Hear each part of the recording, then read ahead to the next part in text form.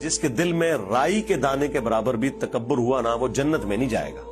تو صحابہ نے عرض کیا، اللہ کے رسول، بعض اوقات ہماری خواہش ہوتی ہے کہ ہمارے کپڑے اچھے ہوں، جوتیاں اچھی ہوں، گیٹ اپ اچھا ہو، کیا یہ بھی تکبر ہے؟ تو آپ نے فرمایا یہ تکبر نہیں ہے، اللہ بھی خوبصورت ہے اور خوبصورتی کو پسند فرماتا ہے۔ تکبر یہ ہے کہ تم حق بات سے اناد کرو، یعنی دل نے گواہی دے دی نا یہ بات ٹھیک ہے، پھر بھی تم نہ مانو۔ دیندار طبقے میں یہ بات پائی جاتی ہے کہ آپ اسے بخاری مسلم سے نماز کا طریقہ بھی بتا دیں، کیسا تکبر اس کے اندر جھلکتا ہے۔ تیرے ہوتے جنم لیا ہوتا، رفع الیدین پھر بھی نہیں سی تو کرنا، اسے دکھا دیں ایاک نعبد و ایاک نستعین، اس نے پھر بھی بابوں کو ہی پکارنا ہے، یہ تکبر۔